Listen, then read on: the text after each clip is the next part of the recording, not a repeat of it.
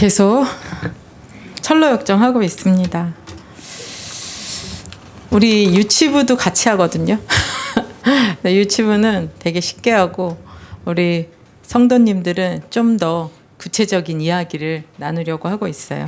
그래서 그림 드린 것도 있지만 이렇게 흘러가는 이 순례의 과정이 우리의 신앙생활의 어떤 여정과도 같기 때문에 이게 성경은 아니에요. 성경을 토대로 믿음의 길을 걸어가는 자들의 모습을 이렇게 철로 역정을 존 버년이 이렇게 소설로 지은 거죠. 그래서 이 소설의 내용을 깊이 읽다 보면은 좀 더 우리가 이렇게 깨달아지는 부분들이 되게 많아요. 그래서 그런 부분들을 이제 한 5주 이상 하면서 좀 우리가 더 자세히 들여다보는 시간이 되면 좋겠다 싶은데, 오늘도 굉장히 중요한 과정 중에 하나예요. 왜냐면은 이제 크리스찬이 멸망의 도시에서부터 나와서 좁은 문으로 십자가를 체험하고 해석자의 집에서 여러 가지 내가 이제 신앙생활을 하는 단계가 이런 것들이 있겠구나를 이제 듣고 나서 이제 실제 믿음의 길을 걸어가다 보니까 우매하고 나태하고 방자한 사람도 만나게 되고 담벼락을 타고 들어오는 형식자이자나 위선을 만나게도 되는데, 그 속에서 자기는 자기 신앙을 지키면서 오로지 어렵고 고난의 길이라 할지라도 고난의 언덕을 거쳐가거든요. 그러다가 어떻게 돼요? 잠이 잠깐 드는데 그것 때문에 한 번 가야 될 어려운 길을 3번을 가게 되는 그런 것들이 지난주에 말씀이었고, 겁쟁이와 의심이 이 사자 때문에 그 다음 단계를 넘어가야 되는데 되돌아서 도망을 가버리거든요. 옛날로 돌아가는 거예요. 그런데 이제 크리스찬은 그 속에서 나는 믿음으로 이겨내 보리라, 멸망으로 가지 않겠다 이렇게 하고 도전할 때 자기도 갈 힘이 없는데 그 건너에 있는 미궁, 아름다운 궁전이라는 그 미궁에 있는 문지기가 얘기해 주는 거예요. 용기를 내보세요. 그래서 그 용기로 사자를 보면 발이 묶여 있을 것이다. 그래서 똑바로만 온다면 그 사자들에게 위협당하지 않고 건널 것이다 이렇게 말해줬는데, 실제 보니까 사자의 발이 어떻게 돼요? 묶여 있었죠. 그래서 그 묶인 것을 보고 두렵지만 그 길을 똑바로 건넜을 때 어디로 오게 되냐? 미궁에 오게 되는 거예요. 그래서 오늘은 미궁에 대한 이야기만 좀 하려고 하고 있어요. 그래서 이 미궁은 무엇이냐? 미궁, 아름다운 궁전이라 그래서 미궁이라고 하는데, 이 미궁은 실제적으로 의미적인 건 뭐냐면은 교회를 말하는 거예요. 이 교회 안에 들어오는 관문을 말을 하고 있는 거예요. 우리가 어디서든 이 복음을 듣고 예수님을 만나고 십자가를 체험했는데, 하나님이 이 교회 공동체로 불러주신 그 교회의 일원으로 들어오는 과정을 이제 이 미궁에서 이야기하고 있는 거예요. 그래서 이 미궁에 제일 먼저 만난 자가 뭐냐면은 문지기예요. 이 문지기가 뭐라고 이야기하냐면, 당신은 어디서부터 왔습니까? 하면서 이 문지기가 미궁에 들어가기 전에 그 앞에서 계속 이 크리스찬에게 질문을 해요. 그래서 오늘은 이 미궁 안에 깊은 단계로 들어가는데 4가지, 5가지 단계를 거쳐요. 그럴 때 다 뭐 하냐면 질문하는 거예요. 그래서 먼저 말씀드리면 의미적인 게 뭐냐면은, 교회 안에 들어왔을 때 정말 이 사람들이 진짜 하나님으로 어디서부터 와서 어디로 가는가, 이 정말 바른 그리스도를 만나서 십자가 체험을 갖고 자기의 증거를 가지고 이거 성례도 받고 세례도 받고 성찬회까지 이룰 수 있는 그리스도인이 맞는가, 이것들을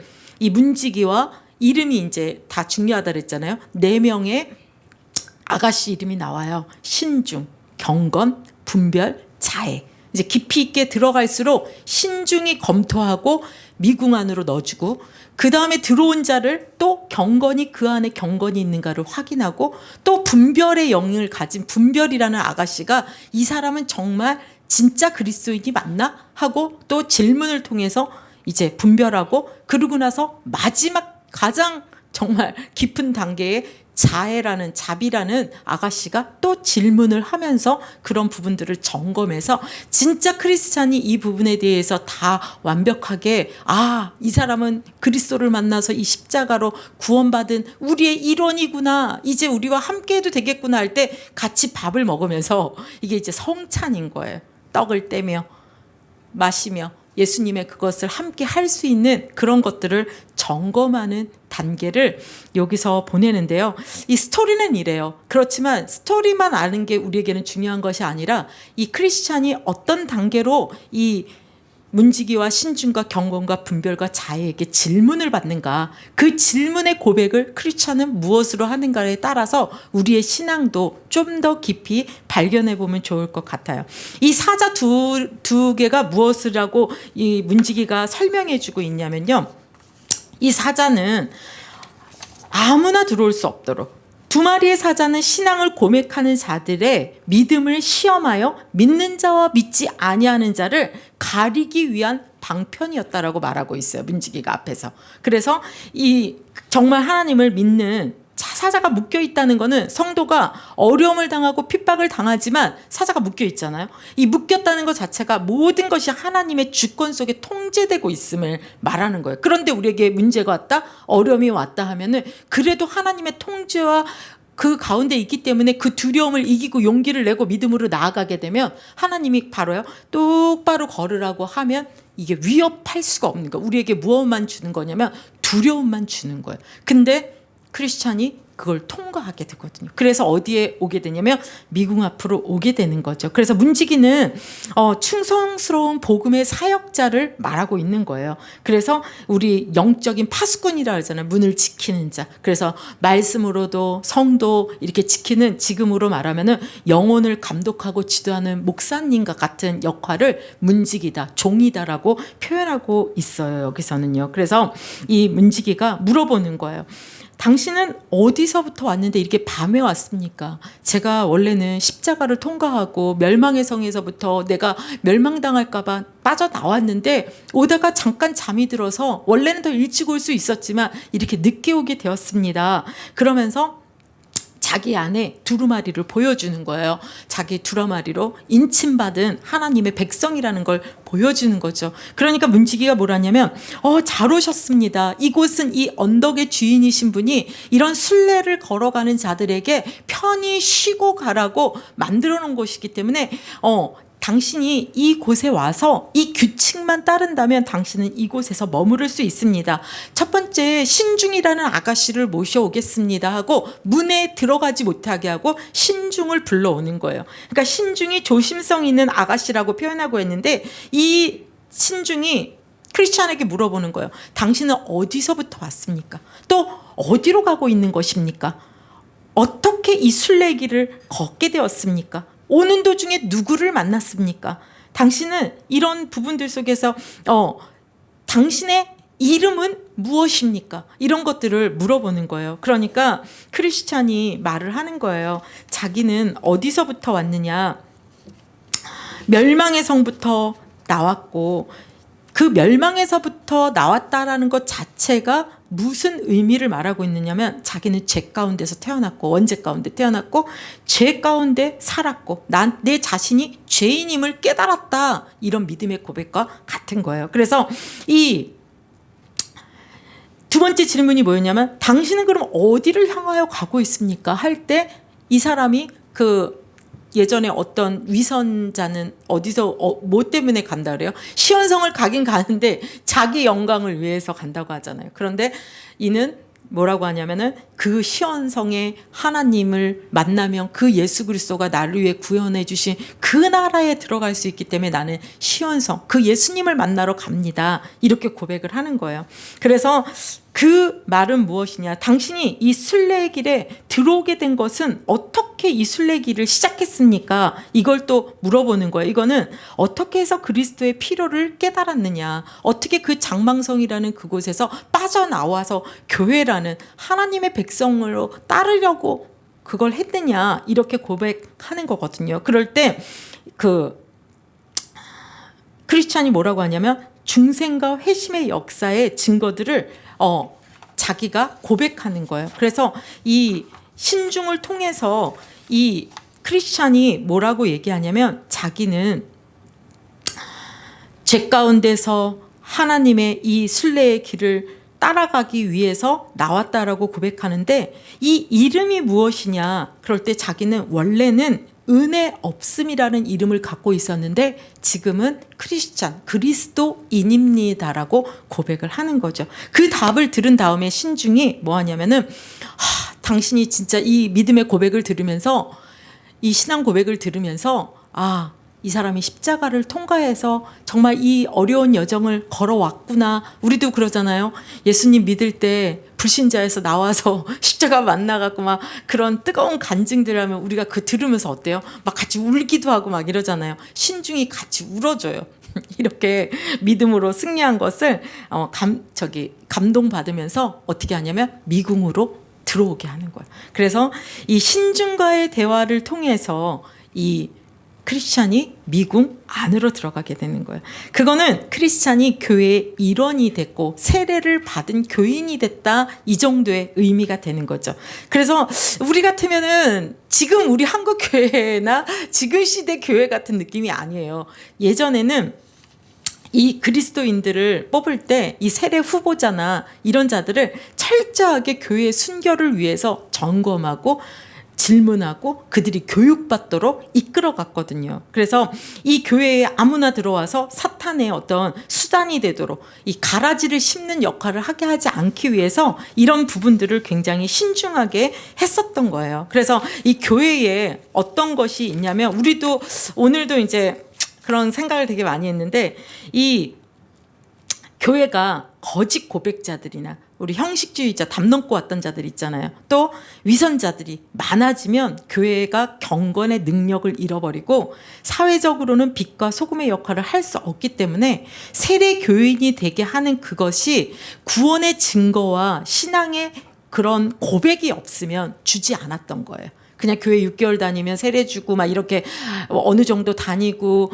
이제 통과되면은 막 집사 주고 장로 주고 막 이렇게 막 직위를 막 아무렇게나 주는 게 아니라, 이전에는 영적으로 이런 모든 것들을 점검하고 이런 단계를 지금 이 신중과 앞으로 나올 경건과 분별과 자애를 통해서 해서 이 교회의 거룩성, 경건을 위하여 이 무지한 자와 경건하지 못한 자가 성도의 교제에 들어올 수 없도록, 교회는 누구나 올 수 있지만 어떤 수단을 갖고 오는 거가 되어서 빛과 소금의 역할이나 이런 모든 질서가 무너지지 않게 하기 위해서 뭐 하는 거냐면, 정말 저자가 그리스도 십자가 만나서 증거가 있는가, 믿음이 있는가, 이런 것들을 점검하는 것으로 보면 되겠습니다. 그래서 그러니까 이제 안에 들어오라 그러는 거예요. 그래서 이제 들어가니까 그 다음 질문을 누가 하냐면 경건이 합니다. 경건이라는 자매가 와서 이제 질문하는 거예요. 당신은 이 경건이라는 의미는, 경건이라는 아가씨가 질문을 3가지를 해요. 근데 이 경건이 결국은 뭐냐면 그 크리스찬 안에 경건한 마음이 있는지 그 심령을 살피는 것과 같다라고 표현하고 있어요. 그래서 첫 번째, 당신은 순례의 동기가 무엇입니까? 그리고 넓은 길도 많은데 왜 이 좁은 길로 택했습니까? 왜냐하면 좁은 문으로 들어와서 좁은 길을 통해 십자가를 통하지 않고 이 순례길을 가는 자들을 우리 많이 만났잖아요. 형식주의자나 위선자들이나 아니면 중간에 뭐 많이 있었잖아요. 그런 것처럼 왜 당신은 이 좁은 길을 선택했습니까? 그리고 당신은 해석자의 집을 다녀왔습니까? 이 3가지를 질문을 하는 거예요. 그럴 때 이제 이야기를 하는 거죠. 어떤 동기에서 자기가 예수를 믿게 됐냐면, 나는 이 도시가 장망성, 장래 망할 성이다. 나의 죄로는 이것에서 심판받고 멸망받을 수밖에 없기 때문에 내 구원의 길을 따라 저 시온의 성에 있는 그리스도에게 나가야 된다는 소식을 듣고 나는 나오게 되었다. 올바른 거죠. 병 나으려고, 돈 벌으려고, 복 받으려고가 아니라, 다른 도구가 아니라. 그러면 당신은 왜 좁은 문으로 오게 됐습니까? 다 좁은 문으로 안 오고 넓은 길로 오잖아요. 그럴 때 이가 뭐라고 얘기하냐면, 전도자라는 자를 만났습니다. 그가 좁은 문을 향하여 가라고 했습니다. 그 좁은 문으로 가서 그 좁은 길간에 있는 저 빛이 시온의 성이라고 해서 저는 그 길로 오게 됐습니다. 이것이 하나님의 섭리였습니다. 이렇게 말하는 거예요. 우리도 전도자를 통해서 이 복음을 듣고 들어오게 된 이런 부분을 말하겠죠. 그러면 당신은 해석자의 집을 갔는데 어떤 것을 보았나요? 할 때 이 크리스찬이 고백하는 거예요. 오늘도 우리 애기들한테 물어봤거든요. 해석자의 방이 몇 개였지? 7개요. 7개 중에 기억나는 거 말해봐. 그랬더니 물과 기름을 첫 번째로 얘기하더라고요. 뭐 하나님이 은혜 주신 그 은혜를 유지하기 위해서 사탄은 물을 뿌리는데 예수님은 뒤에서 못 뿌렸죠. 기름을 계속 부었잖아요. 자기가 그것을 보면서 하나님의 은총이 계속 우리 마음에 남아있다는 그것이 저는 굉장히 기억이 났습니다. 두 번째는 하나님이 무한하신 사랑으로 구원의 희망이, 그러니까 구원을 주시고 하는데도 그 새창살 감옥에 갇혀있던 그 의심의 성에 갇혀있던 그 모습이 있었잖아요. 그 남자 새창살에 갇혀있던 그 사람을 기억하면서 하나님께 회개할 수 있는데 너무 절망 가운데 있어서 그 죄로 그 회복하지 못하는 그 모습을 자기는 기억이 납니다. 세 번째는 최후의 심판날 꿈 꿨을 때 있잖아요. 꿈에서 최후의 심판날 그 정말 하나는 올라가고 하나는 지옥으로 떨어지는 그 속에서 자기는 준비가 되지 못해서 땅에 남아있었던 그것이 기억납니다. 이것을 세 가지를 말을 하는 거예요. 그랬더니 그것은 무슨 의미냐면 하나님께서 진정한 성도들에게 이런 여러 가지 비유나 말씀들이나 이런 것들을 갖고 그리스도인이 어떻게 살아가야 될 걸 자꾸 가르쳐 주는 거예요. 근데 그 배운 것을 기억하고 또 그것을 마음에 가지고 있는 그런 것들 통해서 어떻게 해요? 그 해석자의 집을 지나고 나서는 무엇을 만나죠? 십자가를 만나죠. 그래서 절대 자기로 해결할 수 없는 이 죄의 무거운 짐을 십자가 앞에 볼 때 죄사함이 이루어지고 인침을 받고 하나님의 언약의 두루마리를 받고 자기가 이 누더기와 같은 이 옷이 성도의 옳은 의로 의인이 되면서 성도의 의인 이 옷이 바뀌는 이런 부분들을 그리스도를 체험한 성령을 체험한 십자가를 체험한 이런 부분들을 질문하고 있는 거예요. 그럴 때 이 경건이 질문을 통하여서 크리스찬의 대답을 통하여서 느끼는 게 뭐예요? 이 사람은 십자가를 체험했구나. 이분에게는 구원의 은혜가 있구나. 이것들을 확인한 거예요. 그러면서 이제 뭐 하냐면 다음 분별이라는 사람이 아가씨가 와서 다음 더 깊은 이제 질문하는 거예요. 어떤 질문을 하느냐 분별이 그렇다면 아주 더 날카로운 질문을 하는데요. 당신은 떠나온 고향이 생각나지 않습니까? 우리 옛날에 불신자에서 나온 거 있잖아요. 믿음의 길 가다 보면 외롭고 힘드니까 다시 옛날로 돌아가고 싶은 이 부분을 또 물어보는 거예요. 당신의 고향이 생각난 적이 없습니까? 이렇게 말할 때 크리스찬이 뭐라냐면 생각은 나는데요. 제가 얼마나 부끄럽고 혐오스러운 인간이었는지를 느낍니다. 나는 이 본향을 향하여 가는 이 사모하는 마음 때문에 하늘을 바라보기 때문에 예전에 제가 있었던 그 부끄러운 과거는 이제는 너무나도 실증이 납니다. 이렇게 믿음의 진짜 고백을 하는 거예요. 그것은 무엇을 말하냐면은 진정한 회개가 이루어졌는가. 우리가 세상에서 살 때 있잖아요. 하나님 모르고 살 때.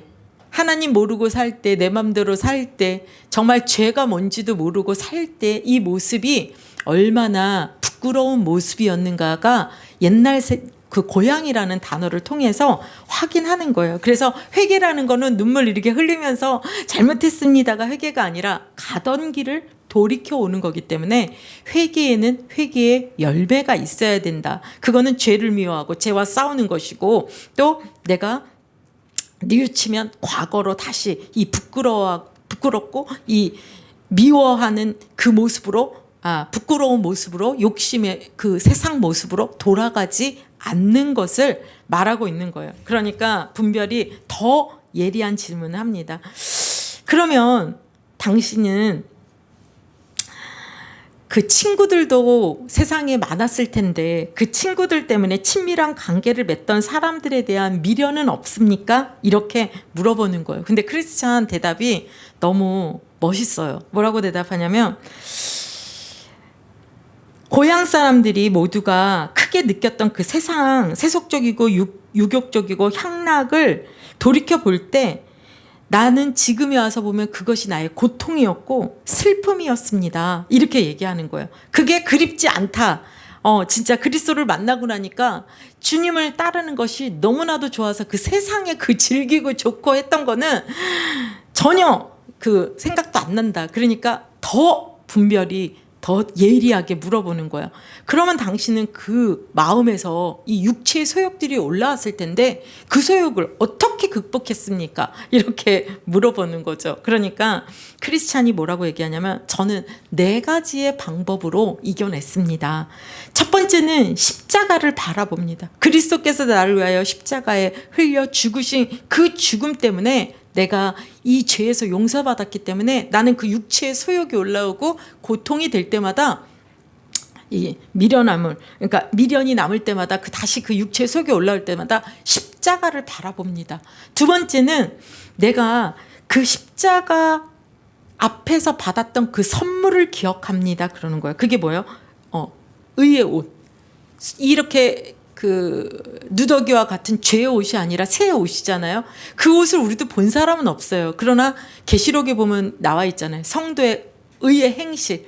그것이 내 옷 세마포를 하나씩 짠다는 것처럼 그 십자가 체험 당시 선물로 받은 의의 옷을 바라보면서 죄를 억제하고 의를 사랑하고 의로운 행동을 함으로 이것을 이겨냈습니다. 이야기하는 거죠.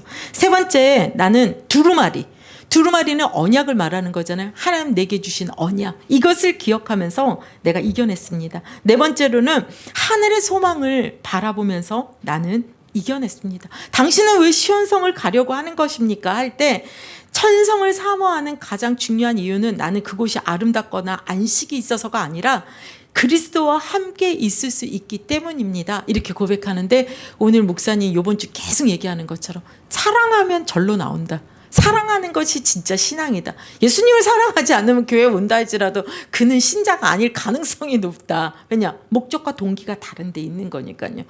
그래서 그 관문까지 통과하고 나니까 이제 마지막 자애가 질문하는 거예요. 근데 당신은 가정이 있습니까? 결혼하셨습니까? 네, 저는 결혼했고 저의 부인과 자식들이 있습니다. 더 세밀하게 하는. 근데 왜 당신 혼자 오셨습니까? 이렇게 질문하는 거예요. 그러니까 저는 이 멸망의 도시에 빠져나오는 걸 듣고 가족들에게 말했지만 가족이 나와 함께 하기를 원하지 않았습니다. 그러니까 자애가 더 물어보는 거예요. 당신은 그러면 그분들을 위해서, 가족들을 위해서 기도했습니까?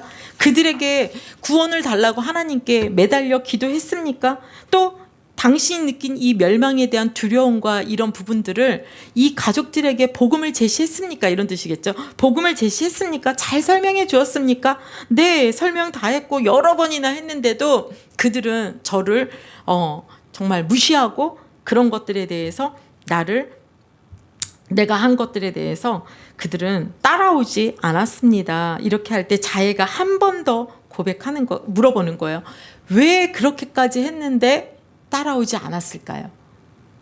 혹시 당신이 절제하지 못하고 또 우리 쉽게 말하면은 믿음의 그리스도인을 하면서 신앙인의 모습이 아니었기 때문에 혹시 그들이 믿지 않고 따라오지 않은 것 아니냐라고 이제 이야기를 하는 거죠. 그러나 이 날카로운 자비의 말에 크리스찬은 같이 수긍을 해요. 맞아요. 저도 절제하지 못했고 가족들에게 다 잘해주지는 못했을 것입니다. 결점이 분명히 있었을 것입니다.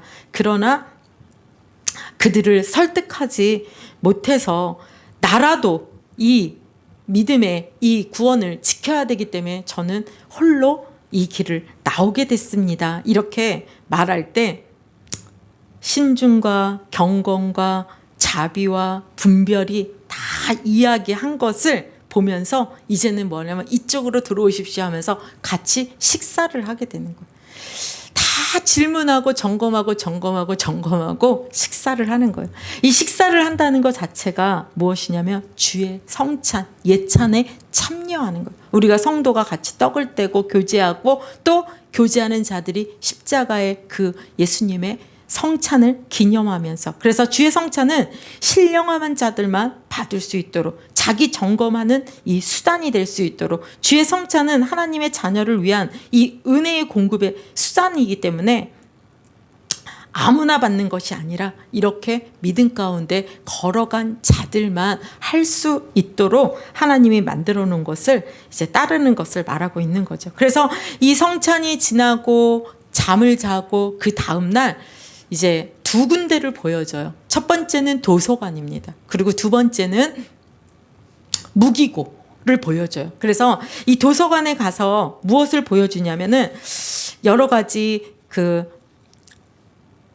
예수님에 대한 말씀과 행위, 신성 이런 것들을 보여주는 거예요. 그래서 실제 이 신중, 경건, 분별, 자애는 교회 안에 이런 직원 같은, 이게 표현은 직원이지만 저 같은 사모님이나 아니면 뭐 전도사님이나 이런 믿음의 더 선배들 같은 자들이 처음 믿음의 그리스도인들이 들어왔을 때 그들이 잘 자랄 수 있도록 도와주는 그런 자들을 말하고 있는 거예요. 그래서 이 도서관은 또 무엇을 말하고 있냐면은 그곳에서 무엇을 가르쳐주면 예수 그리스도에 대한 말씀도 가르쳐주고, 또 믿음의 이 성경에 보면 믿음의 사역자들 있잖아요. 믿음으로 승리한 그런 말씀도 가르쳐주고, 하나님의 말씀을 증거했는데 그 말씀이 어떻게 돼요? 성취되어졌던 그 역사적인 부분들도 가르쳐주고, 그래서 믿음으로 어떻게 승리해야 되는지도 가르쳐주고, 이 교회의 역할을 말씀해주고 있는 거예요. 이 교회 안에서 우리 성도님들을 믿음으로 신앙생활 할 수 있도록 성경도 가르쳐주고 믿음으로 여러 가지 할 수 있도록 가르쳐준 것처럼 성도들을 말씀으로 양육하는 것을 의미하고, 믿음 안에서 장성에 이르는 자들이 될 수 있도록 가르쳐주는, 처음에 들어왔을 때는 뭘 먹죠? 젖먹이와 같이 죽을 먹지만 말씀을 배우고 말씀의 믿음의 선배들을 통하여 계속 교제하면서 뭐가 되는 거냐면 그 단단한 음식까지도 먹을 수 있는 믿음의 장성에 이르는, 그게 교회의 역할인 것처럼 도서관을 보여주는 거예요.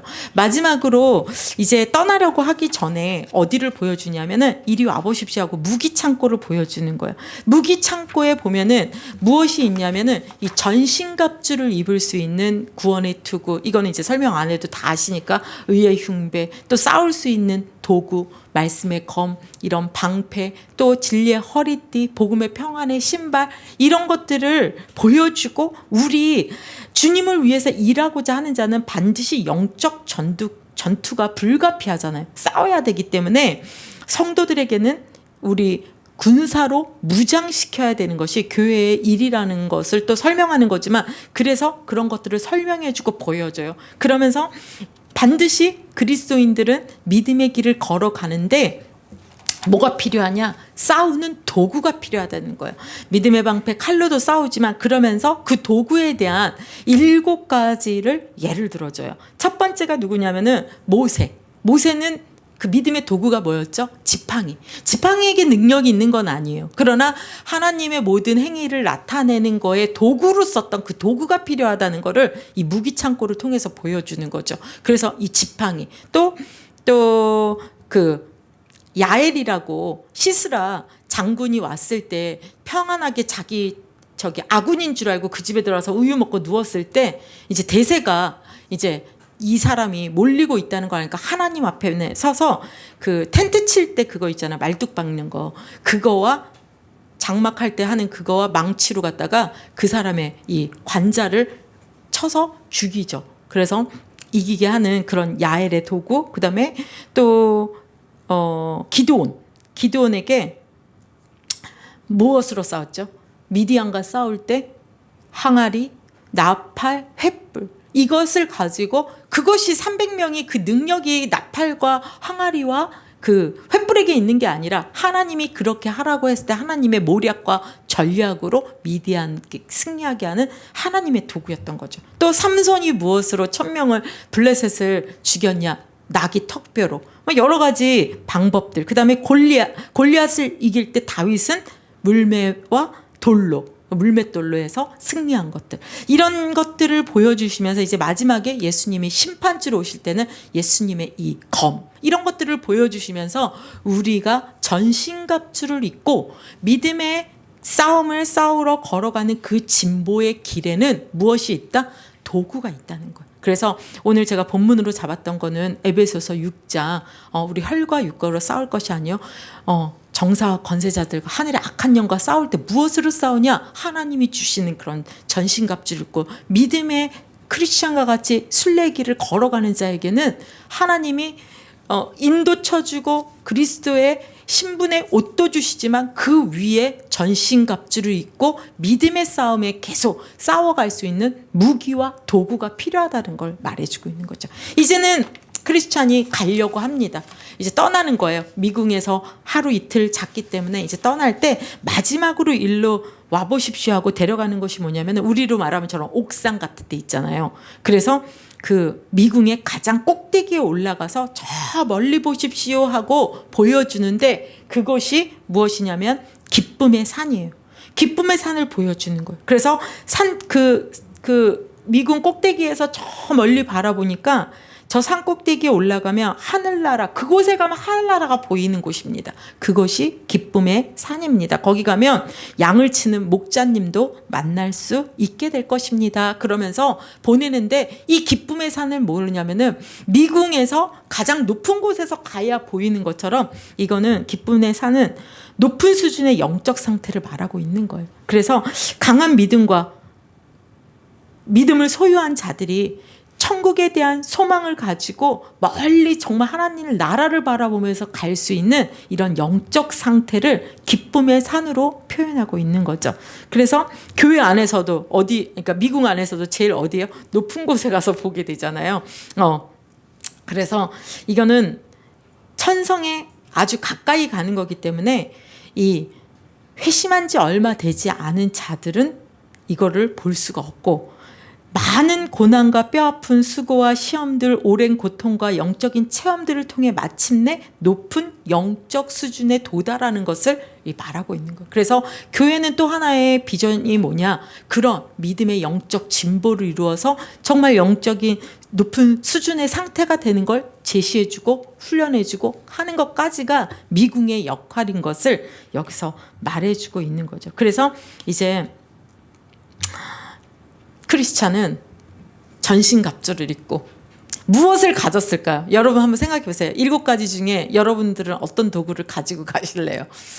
여기 철로역정에는 안 나와요. 근데 만화 같은 데서는 다윗의 물맷돌을 가져가는 걸로도 상상력을 발휘해서 표현도 해주고 자기만의 도구를 선택해서 이제 주님과 걸어가는 거죠. 그래서 미궁을 떠나서부터는 이제 전신갑주를 입었기 때문에 예상이 되시죠? 뭐 하겠어요? 싸움이 일어나죠. 그래서 다음 주부터는 이 미궁에서 받은 이 전신갑주와 하나님의 이 도구와 이것을 가지고 마지막 그 영적 그 수준이 높은 곳과 천성을 향하여 가는 크리스찬이 이제는 뭐하냐? 싸우는, 적군과 싸우는, 아블론과 싸우는 이런 것들이 나오게 됩니다. 제가 이 철로의 역정을 이제 오늘은 여기까지 이야기가 마쳤는데요. 철로의 역정을 보니까 이게 오르락 내리락해요. 가장 밑바닥에서부터 주님을 만나는 십자가 체험을 할 때가 최상이고요. 거기서 또 고난의 언덕을 하면서 또 내려오고요.